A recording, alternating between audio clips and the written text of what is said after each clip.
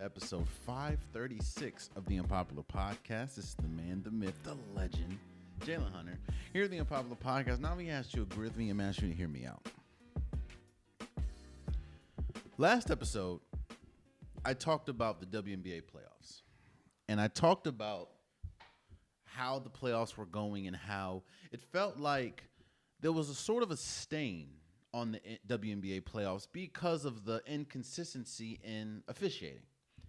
And we saw it in the Mercury and Lynx series. We saw it in the Fever and Aces series.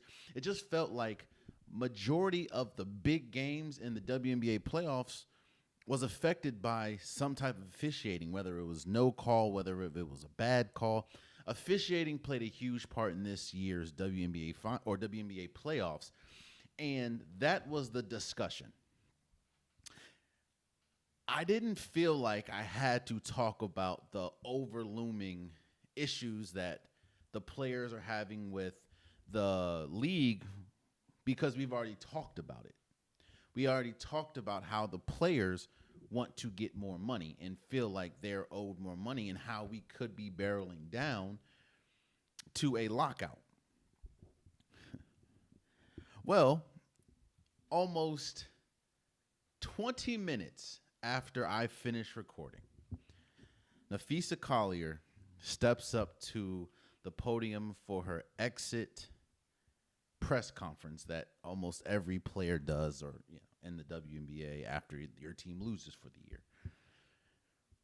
And she proceeded to take 4 minutes and about 30 seconds and go scorched earth on the WNBA, on Kathy Engelberg, who is the commissioner at the moment. I didn't talk about it here on the official episode. However, I did kind of put out a reel about it, so I wanted to talk about it here. Just as it's extremely important to have a good reason for a cause, a good reason for a issue that you want solved, it's equally important to have the right voice for that cause, for that issue that needs changing. Because just as powerful as the wrong voice is to a cause, is equally as powerful as the right voice. What do I mean by that? I'll just throw out a name. Let's say, I don't know. Let's say there's an organization that wants something done. Let's say that there's an organization about stopping crime in the neighborhood. I think the wrong voice would be a heavy in the streets gang member, a heavy in the streets murderer, somebody that just doesn't fit what the cause is trying to solve. We've been hearing that the WNBA players want more equity. Because when you look, I think the NBA players get 50% of all revenue shares, and the NBA itself gets the other 50. Well, in the W, it's, I think, less than 10%.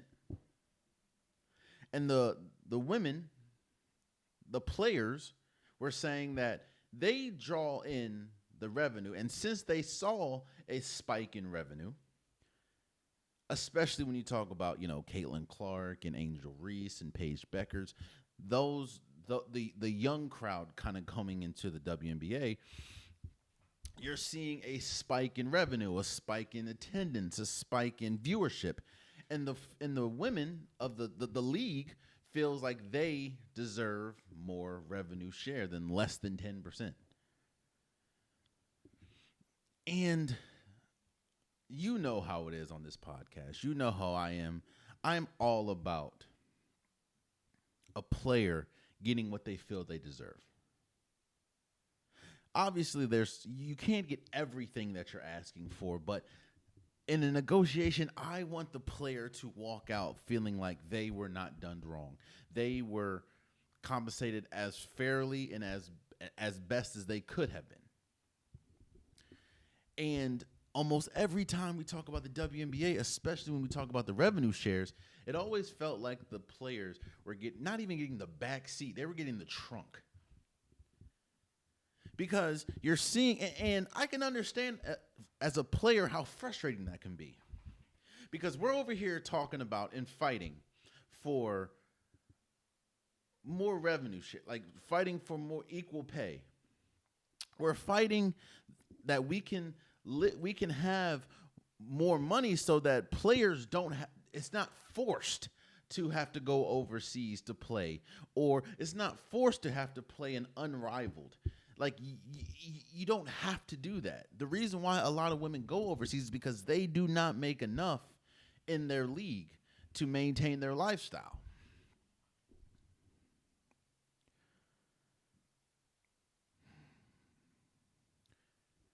It's almost a slap in the face. It has to be a slap in the face when you're asking your employer, right? Hey, I would like more money. I need more money. i.e., aka the players, bring in this much revenue, bring in over 90% of all the revenue is because of our names. You're sitting here telling me that we can't afford to pay the players more, yet and still you're bringing what, 5 new teams in 4 years? The Valkyrie just came. We got 2 new teams coming next year, and I think 2 more coming the next 2 years. Every single time we hear about a WNBA stat this year, it's been an attendance record broken, or a viewership record broken, or a sales record broken. All this money is getting generated, yet you're telling me that we have enough money to bring in new teams, but we don't have enough money to pay players more than they already are getting paid. That is kind of the frustration that has been accumulating all year. And it goes back to what I said, the right voice. I think the reason why it was so powerful and made so much news that Naphessa Collier was the one to say this, because she is arguably a top 3, she's inarguably a top 3 player in the WNBA right now. Actually, to be completely honest, I think she's the second best player in the WNBA with the loudest voice. Because on top of that, she also helps run a league that players are getting paid more fairly than the WNBA. That's the reason why you see a lot of women going to Unrivaled after the WNBA season, because the Unrivaled pays more in a lot of areas than the WNBA. So when Naphessa Collier walks up or steps to the mic and and talks about her concerns about the league, and then bashes Kathy Engelberg, brings up personal conversations that they've had that has shown the lack of awareness about where the league is right now. That is why I'm going to say that is how change comes. Because, no offense to anybody, but it would be much different if a player of lesser stature were to say this. If you wanted to equivalence, this is like Lamar Jackson or Josh Allen saying something about Roger Goodell in the NFL, or Steph Curry and KD saying something about Adam Silver. This is a top 2 player. Or Collier or Giannis Antetokounmpo saying something about Adam Silver. This is a top 2 player that kind of went scorched earth. And the beauty about this is how calculated it was. You do this at the exit interview so it doesn't loom over the rest of the season. You do this so you don't have to continue to keep asking questions or answering questions and being a distraction. This is what it is. I talked about it last episode. The WNBA has been the playoffs kind of feel like the afterthought at this point.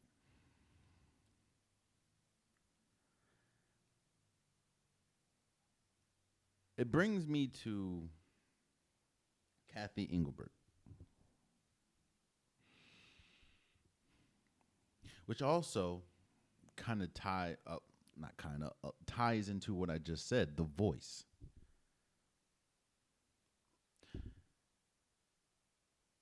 When a top 2 player comes out and says what she says as eloquently as she did, might I add, I may have not divulged personal conversation, but I do understand that the personal conversation that was divulged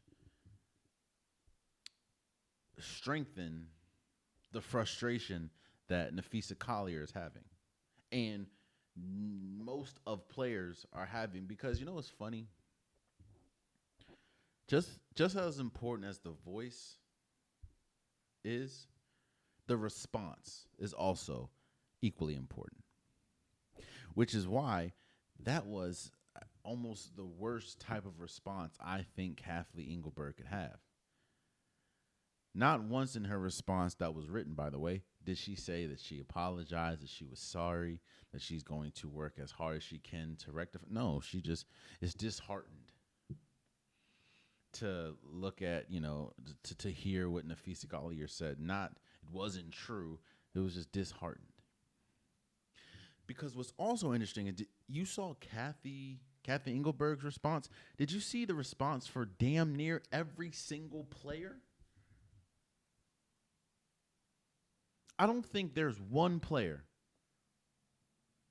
that sided with the league or sided with Kathy Engelberg. Almost everybody that came out in support was on the side of Naphessa Collier, which tells you just how serious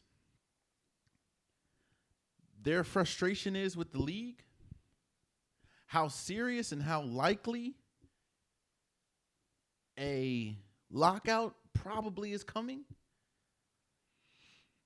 and how serious and important Naphessa Collier's voice is. We always talk about it. We always say nothing's going to get done until the head honchos do something. Nothing is going to change until somebody with a powerful voice says something. Perfect example. You remember that game where I believe it was in Milwaukee where the shooting happened. One of the many shootings, unfortunately. And the players decided not to play in the NBA. The players decided probably like 30 minutes before the game that they were not going to play. Have you heard the backstory of that? And have you heard that this wasn't a thing until LeBron James and Giannis Antetokounmpo decided not to? The big dogs, the big names. Why do you think when there's an issue, they always look to the star players? Because the star players have the loudest voices. I respect and I commend Naphessa Collier because she understands how powerful her voice is. And she also has a very unique voice in all this because she's also somebody that runs a league at this point. So she knows what goes into it.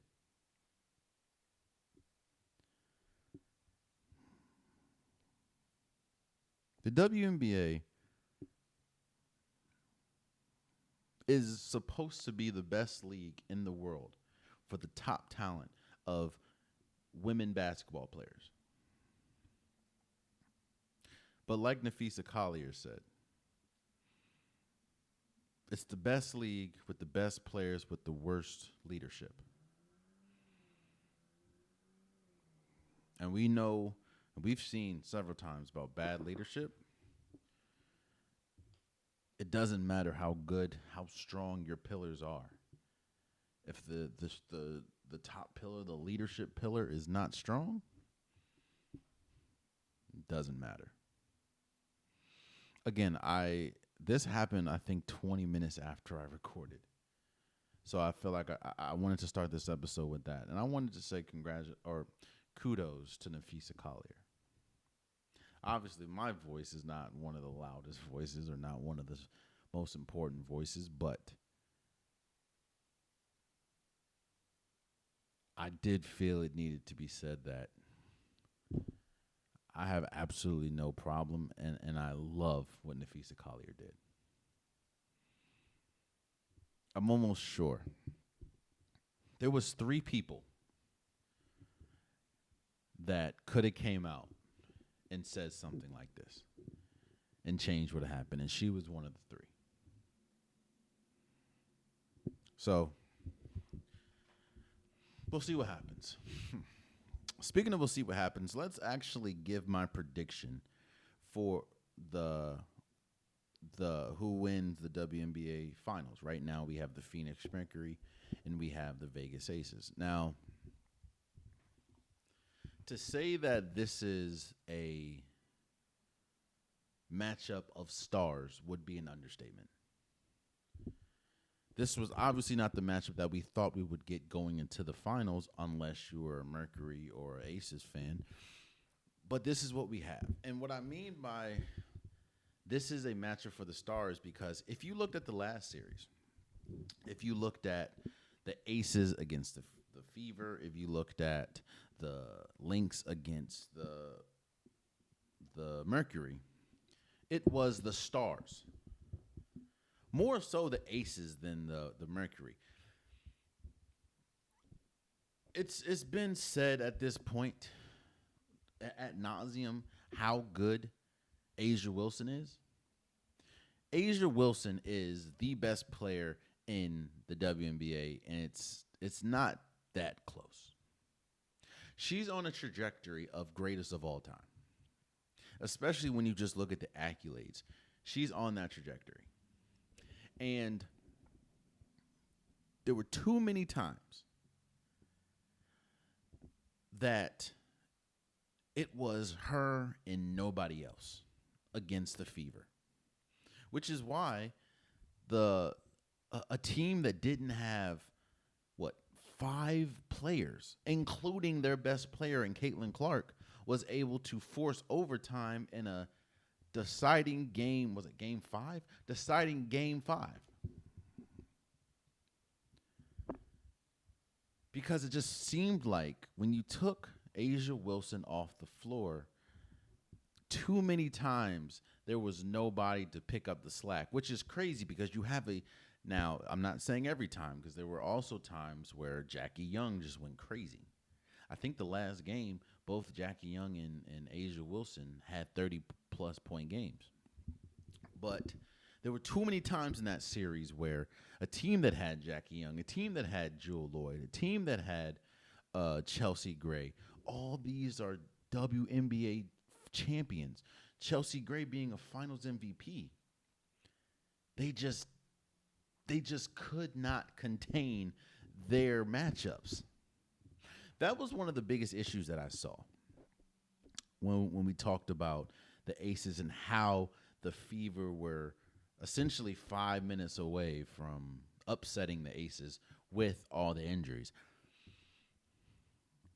The name of the game, one of the key points in basketball to secure or put yourself in a better position to win is being able to stop penetration. Being able to prevent the guards from dictating the game. There were too many times when a Kelsey Mitchell or a Lexi Holt was just going crazy. Like Jewel Lloyd couldn't stay in front. It just felt like Chelsea Gray, Jackie Young, there were too many times where they were getting blown by and then having to foul or putting the pressure on an Asia Wilson. Man. Now, I will admit that Kelsey Mitchell was probably the best guard. It was not probably. It was probably the best guard in the WNBA this year, especially when we talk about scoring the ball. So that's sort of an outlier, but you're going up against a Alyssa Gray. You're going up against a DeWanna Bonner. You're going up against a Collier Copper, all uber aggressive players, at least at the guard position. And then you're also going up against Satu Sabali. So it's this series is going to be won by, and I say this a lot, but I think that it's more now than, especially for the Aces. If the Aces don't get contributions from their other top players more consistently, because again, Jackie Young was probably the clear-cut second best player on this team during the playoffs, but it's been inconsistent as well. If you don't get a consistent second option for the Aces, it's going to be tough. It's going to be tough for the Aces. Even with the best player, I think that gives you an advantage because you have the best player in basketball.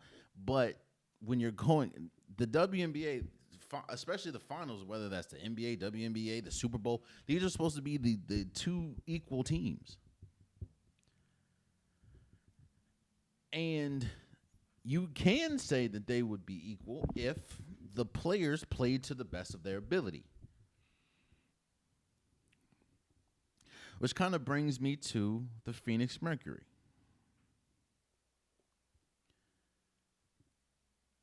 We know in any sport, when we get to the playoffs, the refs like to swallow the whistle a lot more and allow more physical play. I don't think there was a more physical matchup than the Lynx and the Phoenix Mercury, and I think that's essentially why the Mercury beat the Lynx, because the Lynx could not match the physicality that the Mercury brought. On top of obviously losing Naphessa Collier and Cheryl Reeves in the last game.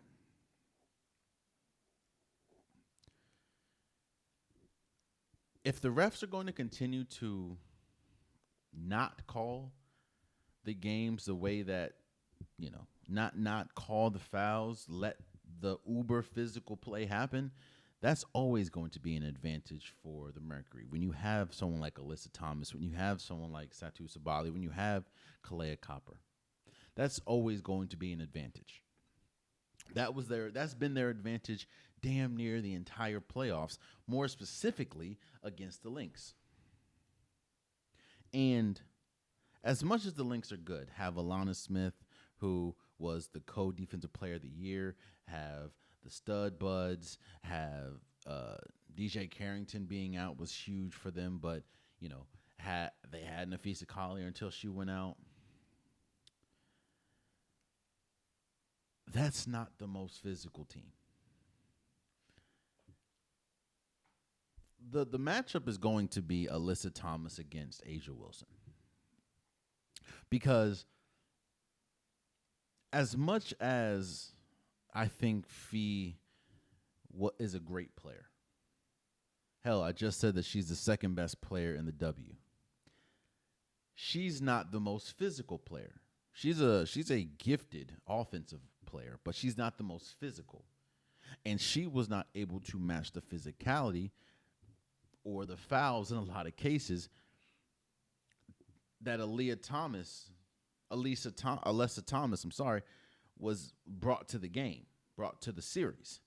I don't think that's going to be an issue because you're going against a completely different animal in Asia Wilson, who welcomes that type of physicality, which we saw against Aaliyah Boston against the Fever.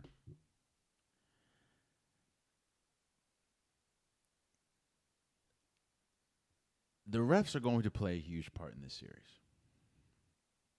If they aren't going to call the fouls, if they're not going to call the physicality that we saw in the Mercury and Lynx series, that is an advantage for the Mercury.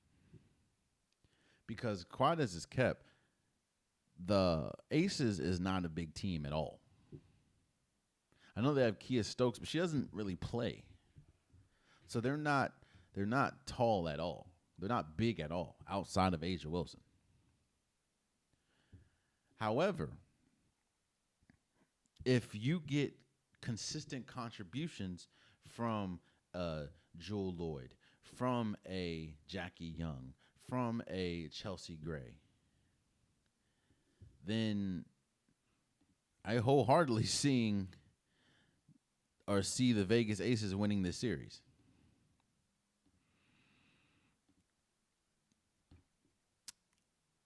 What are my predictions? I am going to say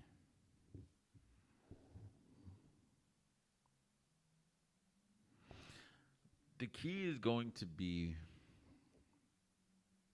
the way the refs call this series and Satu Sabali.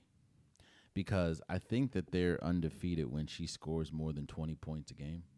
And I think that they are winless when she scores less than that, I believe, in the playoffs, or at least in that Link series. I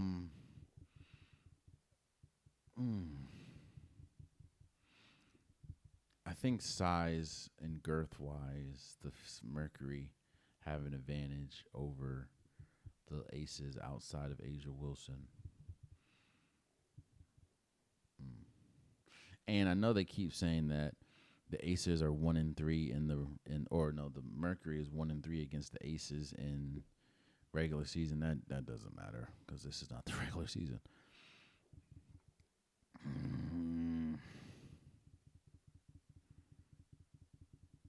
I'm gonna go.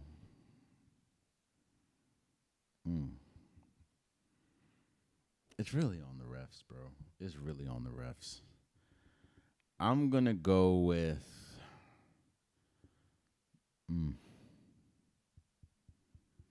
Yeah, I'm gonna go with the Vegas Aces in 6. I'm not confident in that pick, but I'm gonna ride with the best player and see what happens. Even though I did not like what I saw from the Phoenix Mercury series, but then again, they were going up against they were going up against the best guard in all of basketball in Kelsey Mitchell. So, and as great as as great as Alyssa Thomas is, she's not Kelsey Mitchell. So we'll see. But I have the Vegas Aces in 6. Let's talk about what we saw in Thursday Night Football. The San Francisco 49ers beat the Rams 26-23. And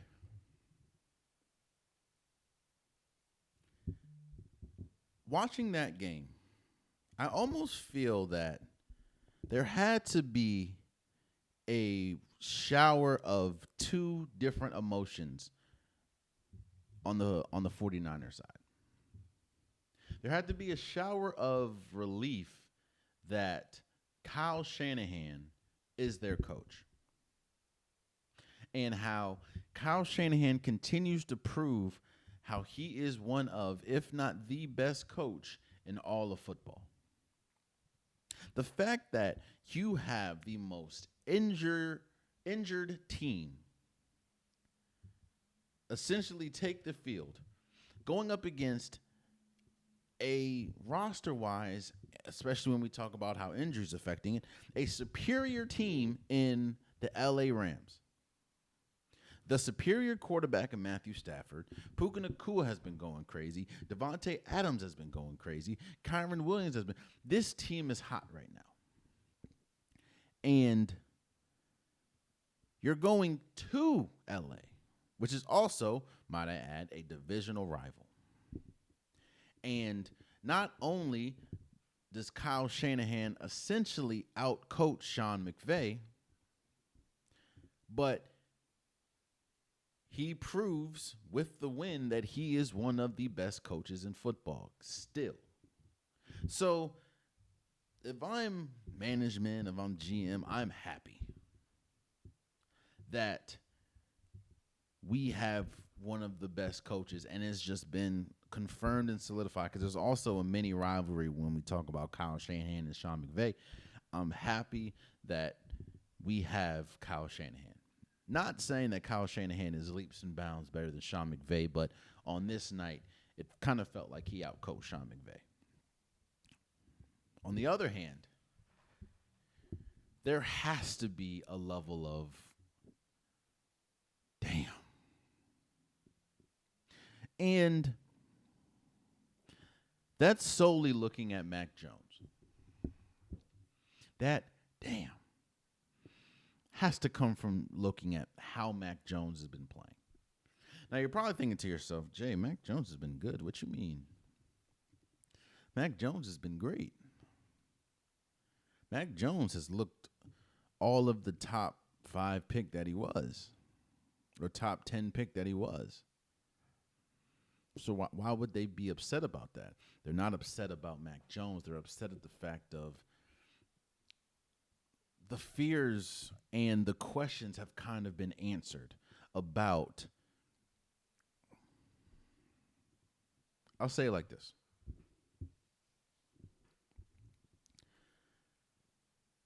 There have been a lot of conversations. There's been a lot of talk, not necessarily in the organization, but there's been a lot of talk outside the organization there's been a lot of talk outside the organization surrounding Brock Purdy. And how good is Brock Purdy? And there was a lot of people that said that the payday that he just got this offseason was justified. There's a lot of people that are saying that Brock Purdy is a top 10 quarterback in the league, or Brock Purdy is the guy that can take this 49ers team and lead them to a Super Bowl, even without all the pieces. That conversation, those people are kind of probably sitting a little uneasy right now because do you remember what Mac Jones looked like? In fact, there's a reason why this is Mac Jones' third team. Mac Jones has not worked in the league outside of maybe 1 year. And they have Mac Jones looking like a top 10 quarterback. Mac Jones, that's played, the last 2, maybe 3 games, they're 4-1 right now. And again, you can say, well, damn, Mac Jones, they must have been riding the coattails of Christian McCaffrey. No, Christian McCaffrey, this game only had 22 carries for 57 yards. Now, he did have 8 catches for 82 yards, but it was Kendrick Bourne that had 10 receptions for 142 yards. I think management is looking at, damn it, man, like it might have been more of the great coaching from Kyle Shanahan than it was of just Brock Purdy's greatness. Because there should be no reason why this team looks this good with Mac Jones, especially what we've seen from Mac Jones. And I'm sure that there are people looking, regretting, we should not have paid Mac Jones. I mean, we shouldn't have paid Brock Purdy what we paid him.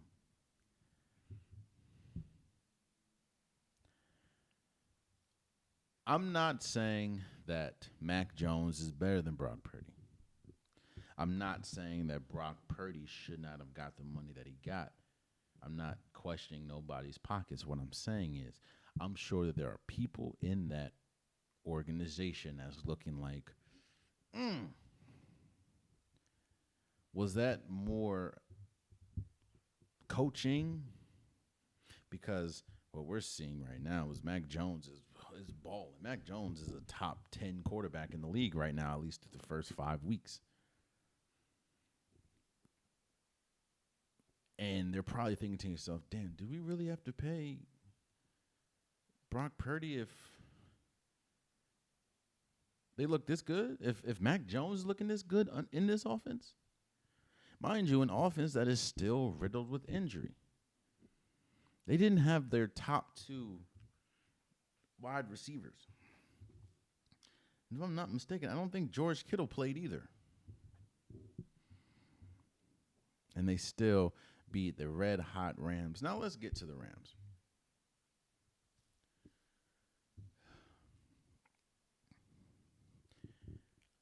I don't care who you're playing. I think people forget when talking about football, talking about these teams, this is still the NFL.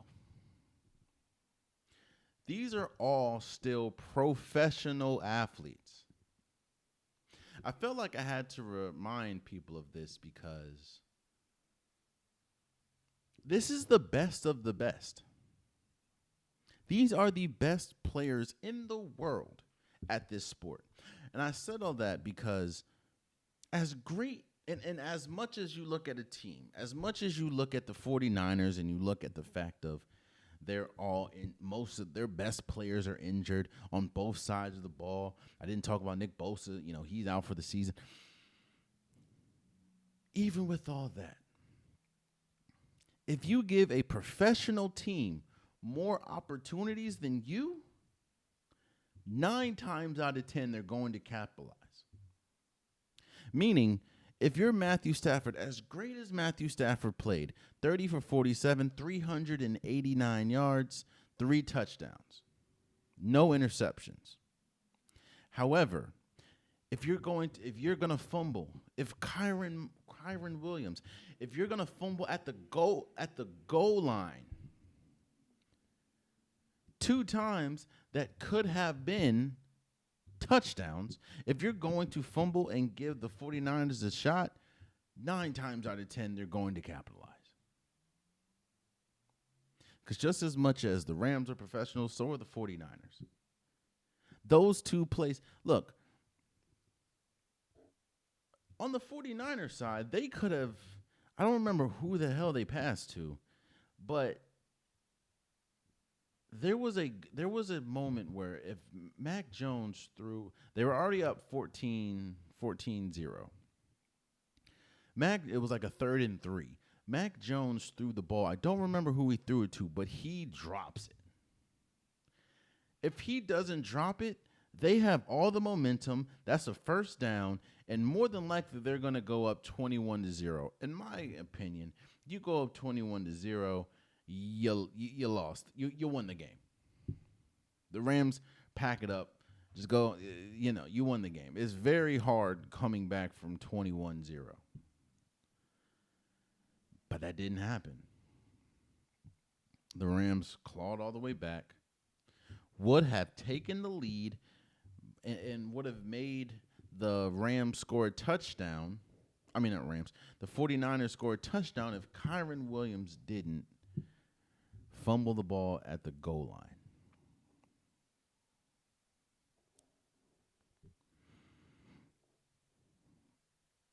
I don't think any team should feel worse about themselves. Because if you look at the Rams, you can say, yeah, well, we fumbled the ball twice. And we lost those fumbles. We lost both of them.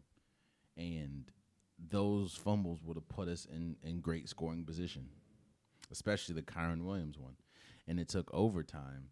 And that's another thing. And I'm not upset at all because people are questioning, well, Sean McVay, you had fourth down in overtime. Why not just kick the ball and settle with a tie?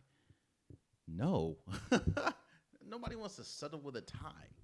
So I respect wholeheartedly Sean McVay saying, no, we're trying to win the game. I just didn't like the play call. I didn't like the play call, that fourth down.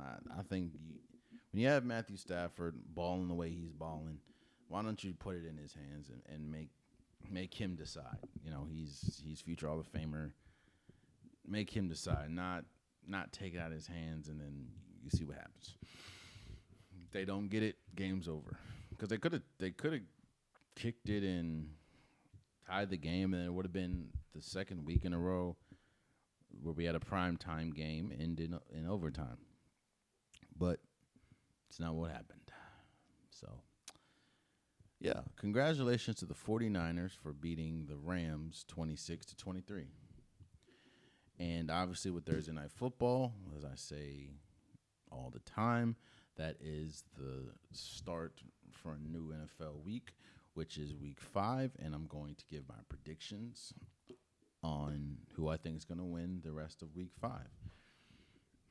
And I'm going to start with Minnesota at Cleveland. I want to start there because let's pause for a second and talk about everything that's coming out of Cleveland right now. First and foremost, I don't know why it took 5 weeks, but they're finally benching Joe Flacco. My thing is this. We all know who Joe Flacco was. And what I mean is, we all knew Joe Flacco's role in this offense, on this team. His role wasn't to lead them to a championship. His role wasn't to lead them to the playoffs. His role was to be the veteran gap for either Dillon Gabriel or Shedeur Sanders. Now, I don't understand why this Cleveland Browns team is so hell-bent on making an example out of Shedeur Sanders. Because my opinion is this. If you're going to bench Joe Flacco, which you've made the decision to do, and go with Dillon Gabriel, I'm not upset with that. Cool. If you feel that Dillon Gabriel, who you drafted before Shedeur Sanders, if you feel that Dillon Gabriel is the guy to get the job done, cool. I'm not saying you're wrong. I'm not saying you're right. I'm saying that's the decision you made. But why would you then come out and say, oh, no, don't worry, we're going to make Joe Flacco the quarterback 2? What? What? And Shedeur is going to stay at quarterback 3. In what world? Why would you? Don't get me wrong. I want everyone to succeed.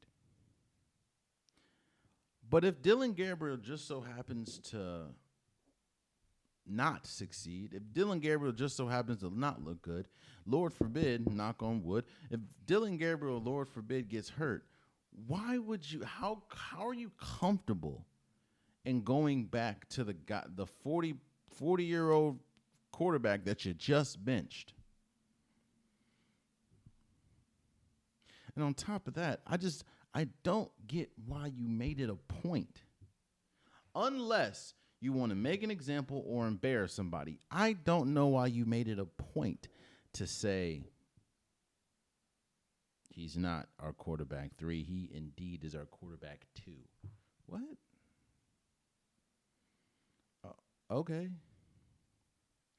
Which then leads me to Rex Ryan.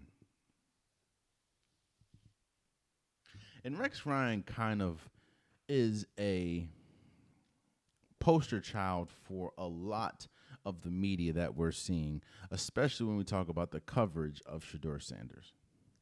Let me remind everyone. We're talking about a third-string quarterback. I understand, what happened in college. I understand who his father is. We are still talking about a third-string quarterback. If I were one of those people that went out in the street and put a mic in people's face and asked them questions, I think my first question would be, who's your favorite football team? And my second question would be, do you know your third string quarterback?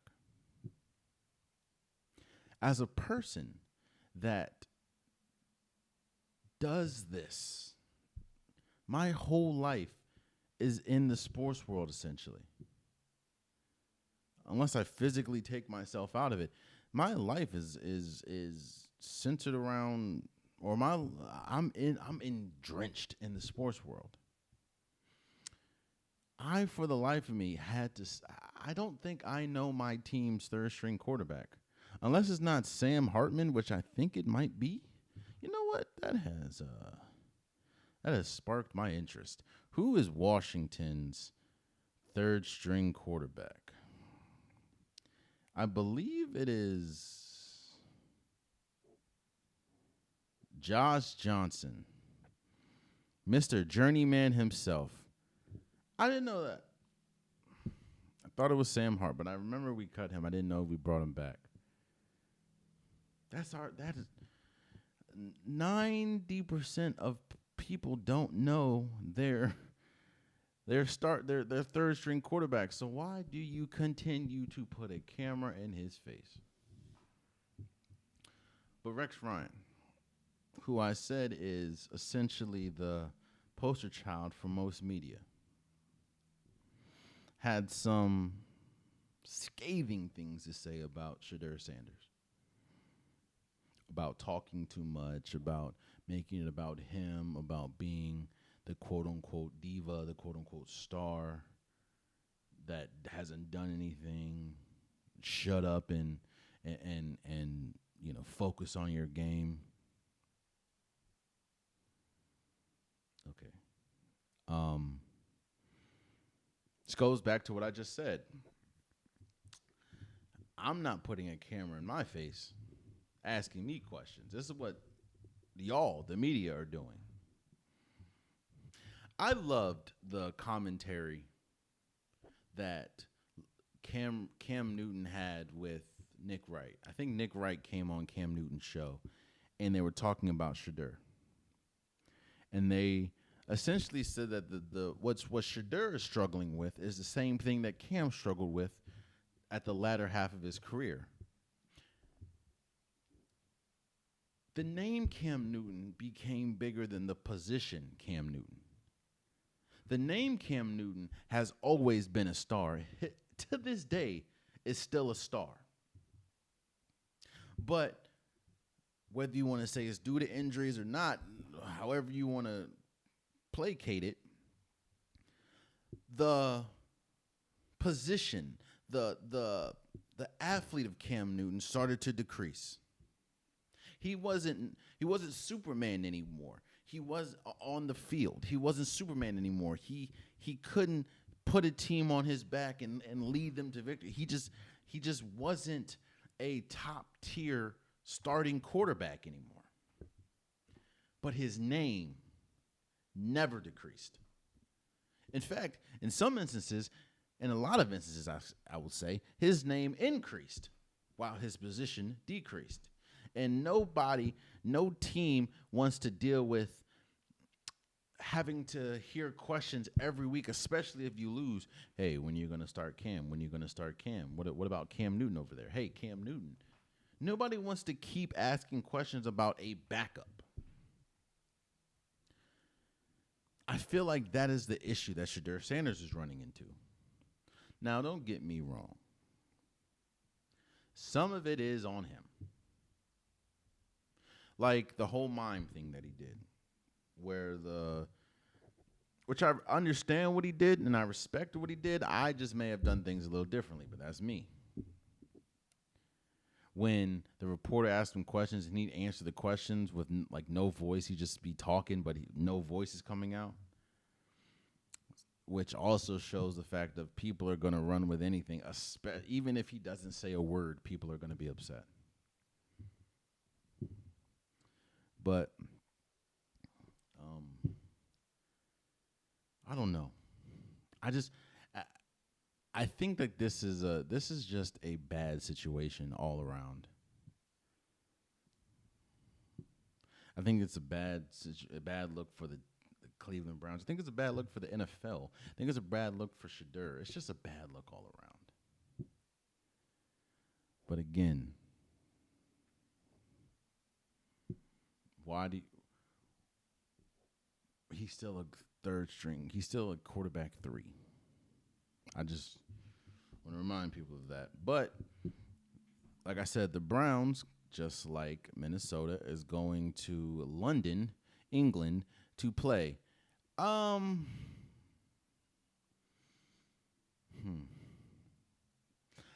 I actually like Cleveland in this.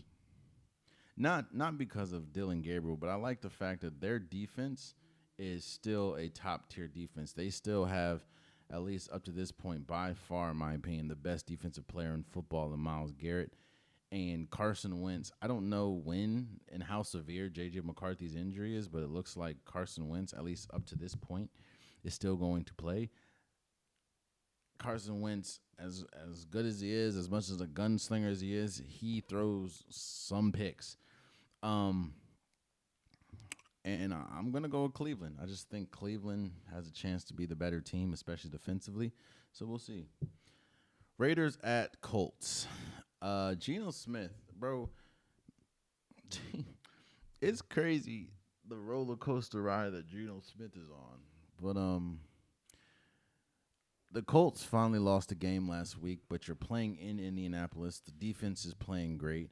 Daniel Jones, even though they lost last week, has been still playing great and still played great even in a loss. I'm gonna go with the Colts winning this one.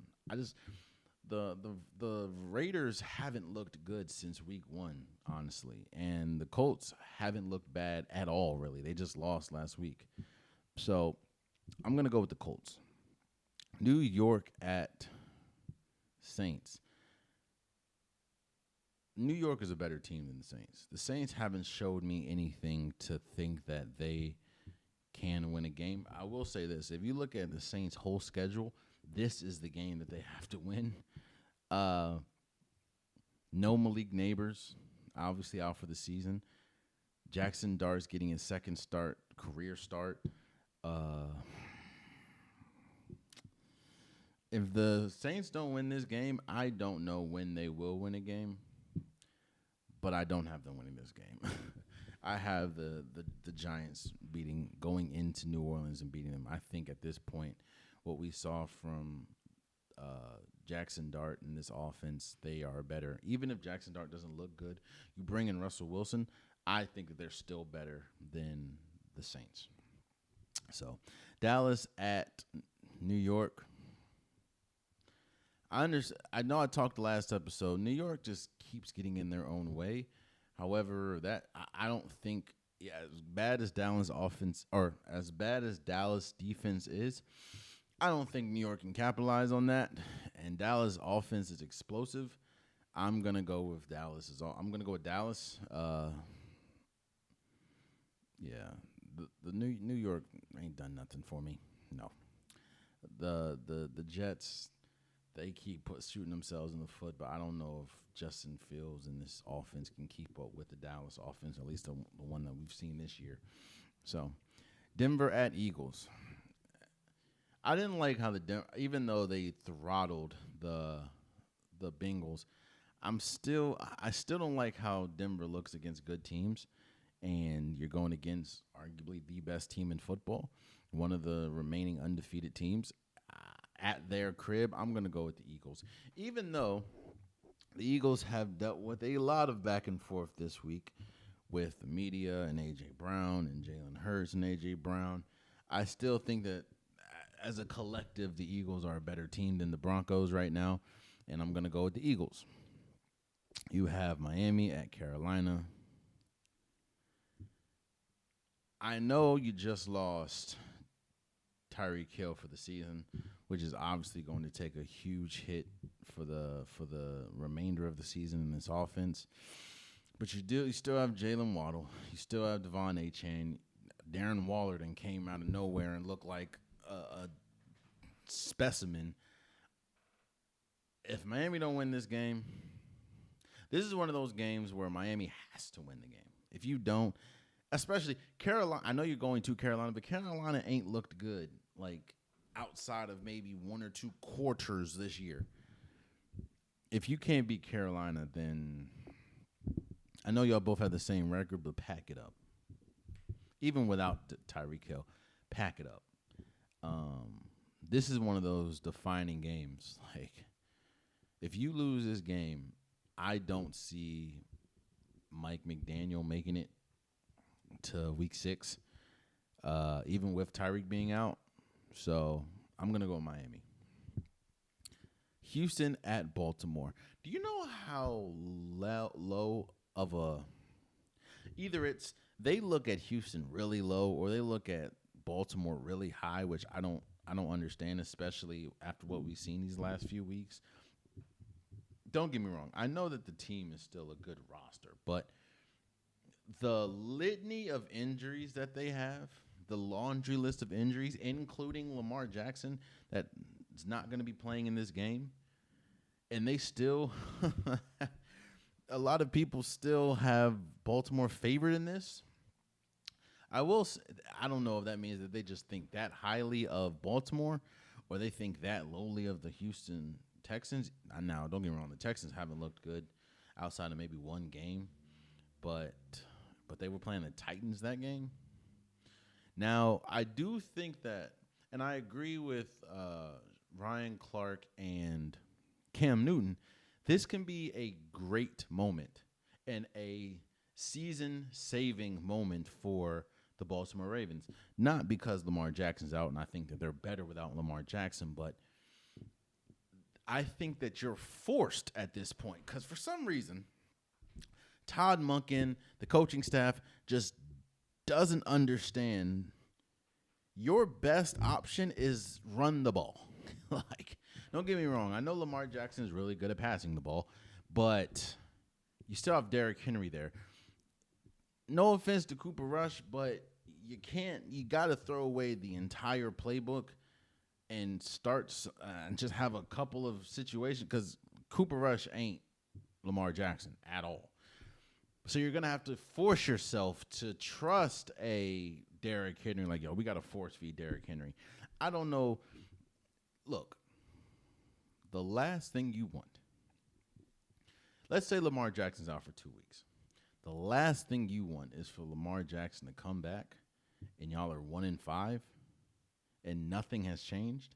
Look, you can be 1-5 and just the Houston Texans just play the best defense ever and they just stop Derrick Henry and Cooper Rush those 5 interceptions, and then you got to go or you play you play the Chargers and they lose. I mean, the Chargers lost to Jackson Dart and the Giants, so they can be beat. But the last thing you want, and it's definitely season over if Lamar Jackson comes back, let's say in 2 weeks, and y'all are 1-5. Yeah. So I say all that to say,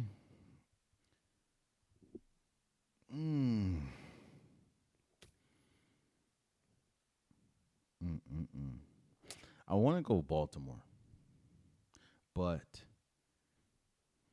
because I don't like that offensive line has been horrible, and C.J. Stroud hasn't been good either, to be completely honest with you. But Ravens' defense has been god-awful. On top of that, their best defensive players are outside. Kind of as at the time of this recording, which is Friday afternoon/evening, it hasn't said if Kyle Van Noy's playing. They haven't said if Kyle Hamilton's playing, but I do know that Roquan Smith's not playing. Marlon Humphreys is not playing. I don't know if Zaire Alexander's playing. I don't know. I know the Houston Texans offensive line has been god-awful, but I don't know if Baltimore can capitalize because their pass rush has been non-existent, to be completely honest with you. And I also know that Houston really only has Nico Collins to pass to, but that hasn't – I don't know. So I'm going to go Baltimore. I'm going to go Baltimore. If I'm wrong, it is what it is. Uh, Tennessee at Arizona. Tennessee, like in the great words of Cam Ward, their ass. uh, and Arizona's better. I'm going to go with Arizona. Tampa Bay at Seattle. This is a good game. This is going to be a good game, I believe, but I'm going to go with Tampa Bay. I just think their defense is a little better. And Baker Mayfield, he was about to lead a game-winning drive a week ago if it wasn't for the interception that he threw. I think Baker Mayfield right now is better than Sam Darnold, and that offense is kind of cooking. Emeka Ibuka is going crazy. I'm going to go with Tampa Bay. Detroit at Cincinnati. I'm be honest with you. I'm more interested to see is how many points Detroit is going to score on Cincinnati. I think Detroit might beat them the same way they beat the Chicago Bears, 2-3 weeks ago. I have Detroit. Washington at L.A. Jaden Daniels is coming back, but you don't have Terry McLaurin. He's out. And you're playing in L.A., and the defense still is spotty at best. As unfortunate as it is, I got to go L.A. Psych, Washington. Jaden Daniels is back. If I'm wrong, I'm wrong. Oh, well. Washington. Then you got Sunday Night Football, which is New England at Buffalo. They did it again, bro. So you can have Washington at L.A., Tampa Bay at Seattle, Denver at Eagles. Why in God's name would we want to see New England at Buffalo for Monday night or Sunday Night Football? Make it make sense. Buffalo is going to kill New England, in my opinion. And then you have Monday Night Football. You have Kansas City at Jacksonville. I got Kansas City. It kind of feels like they kind of righted the wrongs. Obviously, I think that they're not 100% there. But last week they put on a royal offensive whooping on on Baltimore, and I don't know, Jax. I'm still not really liking what I'm seeing from Trevor Lawrence in this offense. So we'll see. Those are my predictions. Let me know what you guys think. I'm sure somebody will tell me how wrong I am. Just let me know. And there you have it, man. That's been today's episode on the Unpopular Podcast. I truly, truly appreciate you guys. If you want an Unpopular Podcast shirt, hoodie, sweater, long sleeve joggers, a link in the description below. I have multiple different colors, multiple different designs. Get your Unpopular Podcast merch today. Also, please subscribe to the YouTube channel. I'm trying to get as many subscribers as possible, and I cannot do it without you guys' help. So please tell a friend to tell a friend to tell a friend to subscribe. It means so much to me. Also, that goes for the DSPs. That's Apple Podcasts, Spotify, SoundCloud. I'm trying to grow the podcast unilaterally, and I cannot do it without anyone's help. So please, please, please follow, subscribe, share, rate, comment, anything that can boost, anything that can help. I appreciate it. Also, for my social media, Instagram, TikTok, Facebook, please follow. I post pretty much daily, whether we talk about reels, whether we talk about stories, post.